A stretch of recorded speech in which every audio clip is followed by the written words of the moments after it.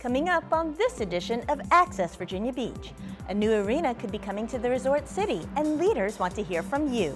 And 3 seconds, that's all it takes to cause a distracted driving incident. We'll offer up tips to keep you safe on the road. Plus, put on your dancing shoes, we'll take you to the Sandler Center for some fancy footwork. That and more are coming up as we access Virginia Beach.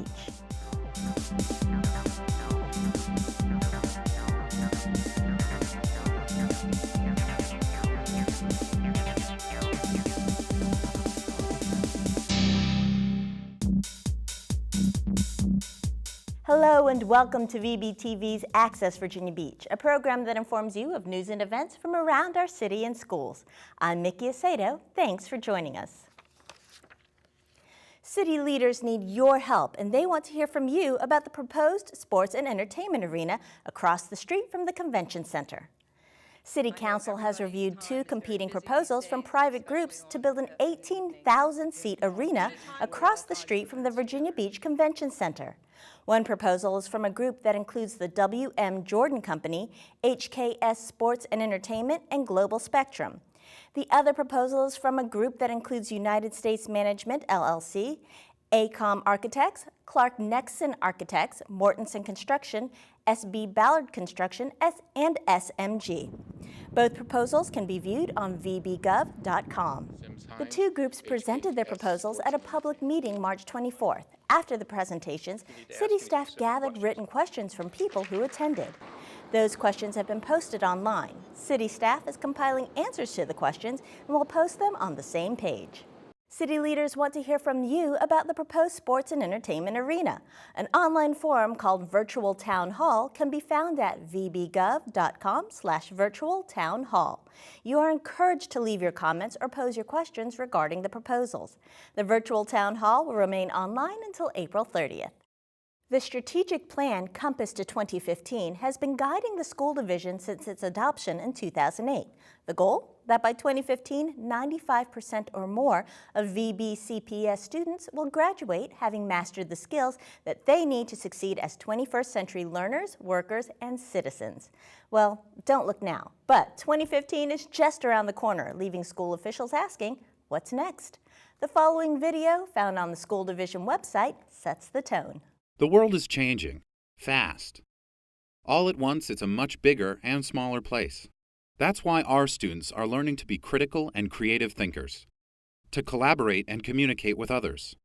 Sustainability, social responsibility, and global awareness are not mere words. They're calls to action. The Virginia Beach community demands more than a basic education for its children. Students must be academically proficient, but must also be able to adapt and problem-solve in real-world situations. This is the cornerstone of our strategic plan, Compass to 2015. But that is only the beginning. As we set our sights beyond 2015, we want to hear your ideas for creating more relevant, personalized learning opportunities for students and how we might form stronger partnerships with the community and our parents. Where should we, where must we go from here to ensure our students will be successful in the future? The world is changing fast. All at once, it is a much bigger and smaller place. Your input will help chart our path. As 2015 approaches, the school division is evaluating the current strategic plan to set priorities and goals for the future.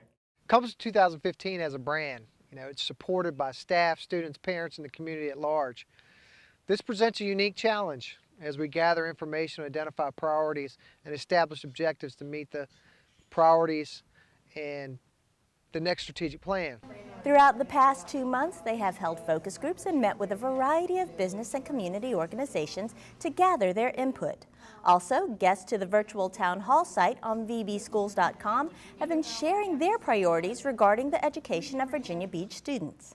As we move forward, we are asking our community to provide us with feedback one final time by participating in a survey that will guide the Community Ad Hoc Strategic Planning Committee as they identify priority items to include in the next strategic plan. The survey will be available from April 21st through May 6th. For more information about the planning process or to access the survey, visit vbschools.com/compass/beyond. Or if you are on the homepage, click number 8 under the feature window. Are you able to provide a temporary, safe, and nurturing home for children in crisis? The Department of Human Services needs resource parents, and they're hoping individuals and married couples can help them out. If you're interested in becoming a resource parent, then plan to attend one of 2 information sessions hosted by Human Services. The first one is April 30th from 6:30 to 8:30 p.m., and the second one is May 2nd. Both will be held at the Human Services Building. If approved, resource parents attend a 9-week training class. They also receive financial reimbursement and support from professional staff. Whether it's track and field, football, or field hockey, sports play a pivotal role in the school division. And some of those top athletes in the city were recently honored for their hard work. The Virginia Beach Convention Center was packed full of players, coaches, principals, and proud parents. They were all here for the 61st Annual Sports Club Jamboree. The event recognizes outstanding male and female athletes from each of the city's 11 public high schools. Sean Button is a star wrestler from Kellam High School. His athletic training has prepared him for college. I've learned so many life skills from wrestling, just the dedication, time management, and just the perseverance through hardships that will ultimately really aid me in college and in my future goals. Jacqueline Meeks is the best female pole vaulter in the state and ranked number 7 in the nation. My PR jumped from 11.6 to 12.9 within this year, so got 1 states and went to nationals, so it's been a good year. In all, 22 students and 2 coaches were recognized at the Jamboree. Coach Cherry led her girls basketball team to a record season. She hopes her athletes learn some life lessons through basketball. Yes, I want to win. At the same time, it's competitiveness both on the court and off the court, and just make sure that they keep their grades right, they keep their attitude right, they have a work ethic, so that way they can be a contributing member to society and not just on my team. Oh, it's wonderful. It's a great accomplishment. It's great to be honored by them. The Virginia Beach Sports Club was founded in 1952. Through their scholarship program, the club has awarded more than 380 scholarships, totaling $55,000 since the program began. Nebraska is a long way from Virginia Beach, but one thing we have in common is our love for trees. The idea for Arbor Day originally came from Nebraska, and the resort city has been helping celebrate the holiday for years. I'd like to welcome you here today to Princess Anne Commons Gateway Park, and we're here to celebrate Virginia Beach's 34th consecutive year as a Tree City, USA. City leaders, garden club members, and students from Lansdowne Elementary filled the park to help commemorate the event that included a Tree City, USA award presentation. Virginia Beach has also gone above and beyond the requirements and gotten a growth award this year. During the event, attendees planted a beautiful black gum tree that will be enjoyed for many generations. The black gum is a native tree to Virginia Beach and is a symbol of Virginia Beach, and we look forward to seeing its brilliant scarlet leaves in the fall. The event even included awards for these 4th grade students from Lansdowne Elementary. They were honored for their Arbor Day artwork. Joshua won 2nd place in his class. For these little dots, I put little salt because our art teacher said put salt and makes the background a little bit better. In 1885, Arbor Day was named a legal holiday. Today, it is observed around the world. Local senior citizens donned their dancing shoes at the Sandler Center for the Dancing with the Seniors program, and they had some very special guests.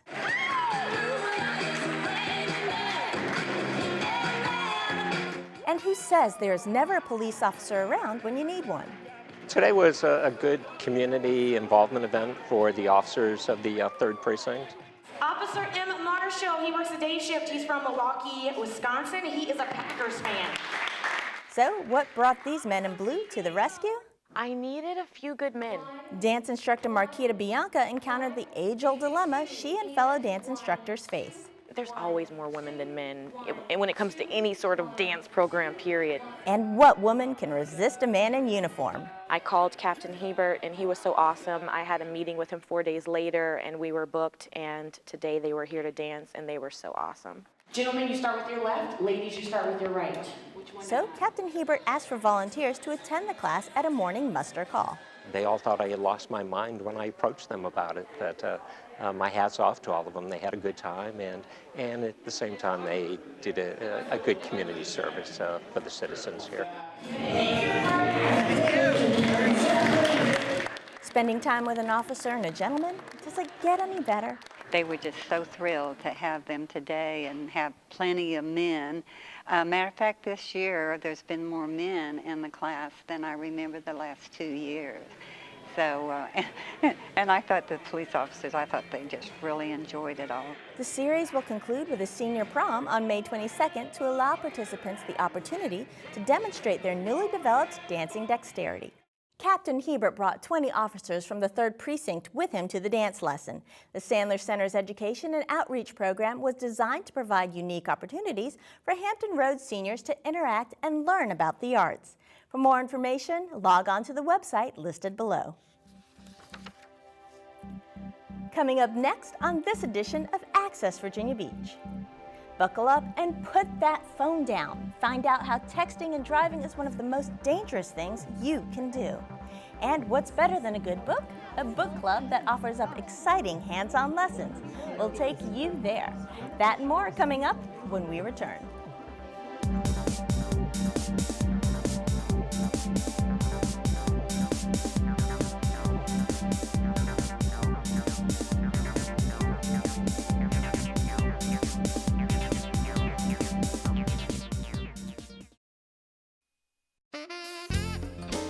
Virginia Beach Schools Parent Connection is your one-stop resource for information and events which support families and promote student success. Parents, do you struggle with being fair but firm when it comes to disciplining your child? Join CHKD for a positive discipline workshop April 28th at the CHKD Health and Surgery Center located at 2021 Concert Drive, across the street from Sentara Princess Anne Hospital. Learn techniques and practical skills to establish strong relationships and thinking responsible children. For more information, call 668-9304 or register at the address on your screen. It's never too early to instill a love of reading in your child. Children ages 2 to 5 and their parents are invited to visit the Reading Bus for a variety of interactive reading activities. The Reading Bus visits communities across Virginia Beach on Tuesdays, Wednesdays, and Thursdays from 9:30 till noon. For locations and a complete schedule, visit vbschools.com. And while you're online, be sure to check out the calendar of events and family resources on the Parent Connection page of vbschools.com.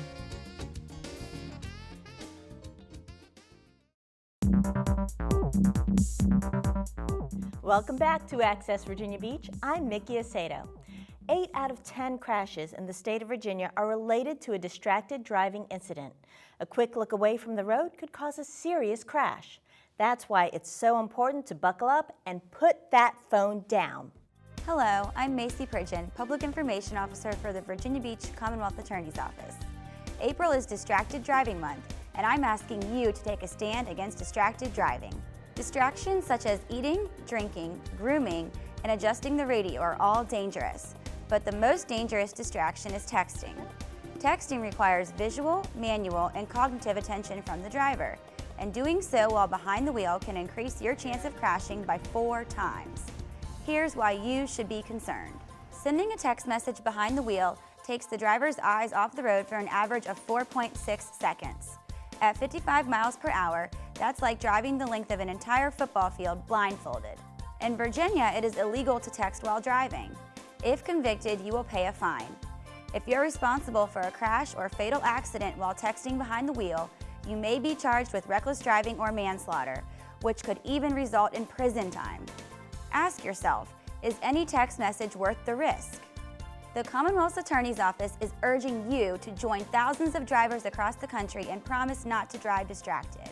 For more information and to sign the pledge, visit www.distraction.gov. Next time you pick up your cell phone behind the wheel, ask yourself, is this message worth my life? Alan Stolley, Commonwealth's Attorney, in partnership with you to keep Virginia Beach safe. In order to share cultural exchanges and foster international understanding, Virginia Beach has formed sister city relationships with Norway, Japan, and Ireland. The resort city recently extended an international handshake to the Philippines. To celebrate this new friendship, delegations planned an exchange. The Scola at Tallwood High School was transformed into a cultural cafe as students and teachers from Olongapo City, Philippines, shared their heritage. One of the things that was such a fit is if you look at the population makeup of the city of Virginia Beach, it's a very strong Filipino connection. And sister cities being the tie-in between two cities, we thought, gosh, you know, besides Ireland, besides Norway, besides Nicaragua, you know, we need to showcase also the Philippines because we are a strong Filipino population in the city of Virginia Beach. The delegation arrived on March 18th and spent 2 weeks in the resort city. They were hosted by Global Studies and World Languages Academy students. During their visit, they shared educational experiences, culture, and friendship. So I took her to the mall and we took them to see monuments, and I introduced her to my friends, and I showed her like my life at school and she saw how different everything was from in the Philippines.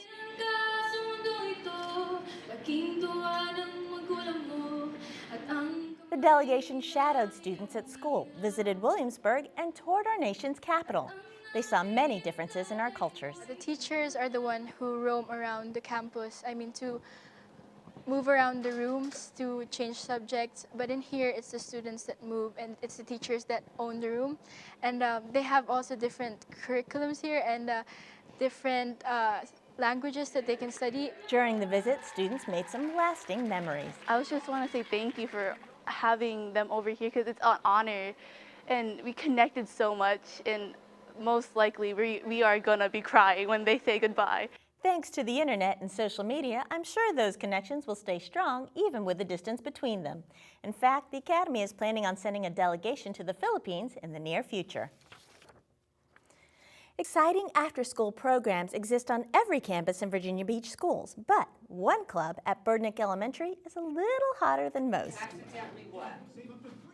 It's the STEM Robotics Club, and they are getting ready for the annual robotic competition. Right now we meet twice a week, and we are designing robots and portfolios electronically to solve a problem that has been proposed to them about erosion. To put it in the holes and then solder it. These fifth graders are providing input into the robot they will ultimately design and construct. They're supposed to come up with or design a robot that will solve a problem, an ecological problem, which right now is erosion, using the sustainability triangle. Ecological problems, sustainability triangle, big challenges for these students. For my profile, I'm basing it on erosion, and because my robot will be trying to fix erosion, my robot needs to be able to pick up rocks and grass. Today we are working on our robots. I'm working on my portfolio. My partner's working on my soldering board.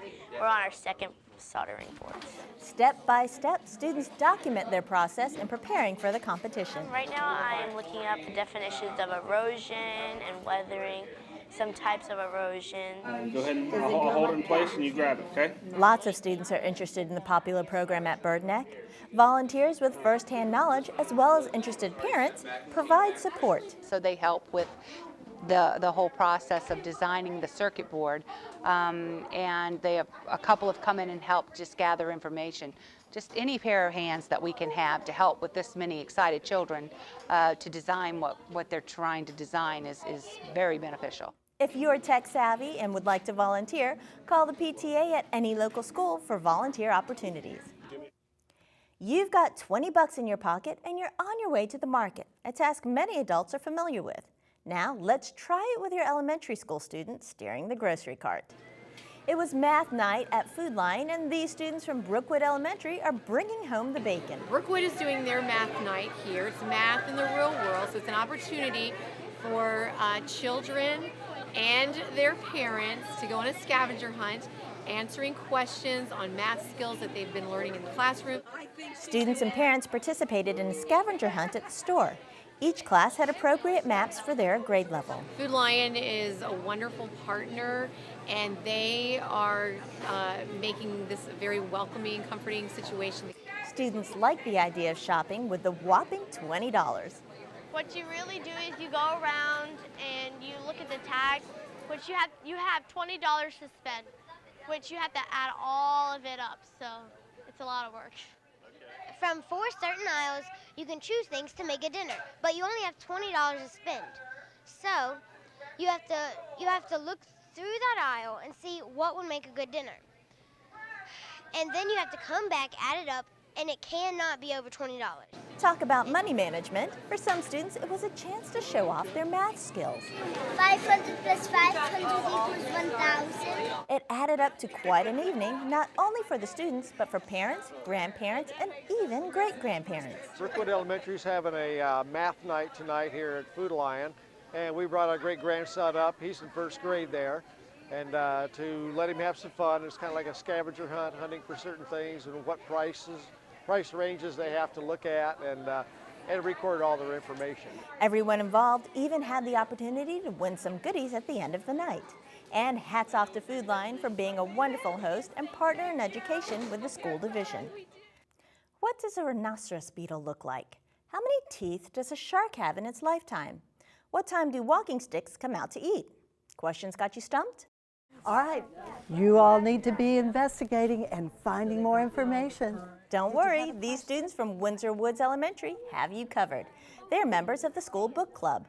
We take the books to the classroom, the students read it, and then those who choose to come down to the book club will come during their lunch hour. These young scientists all read the book actual size. Today, learning stations have been set up around the library.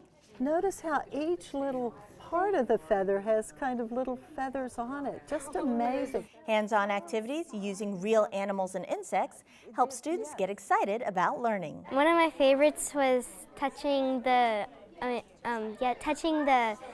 snake skin. It was really scaly. It felt really cool. The bug one, because you get to see how big they could get and how small they are. But does a shark have bone in it? No, it has good.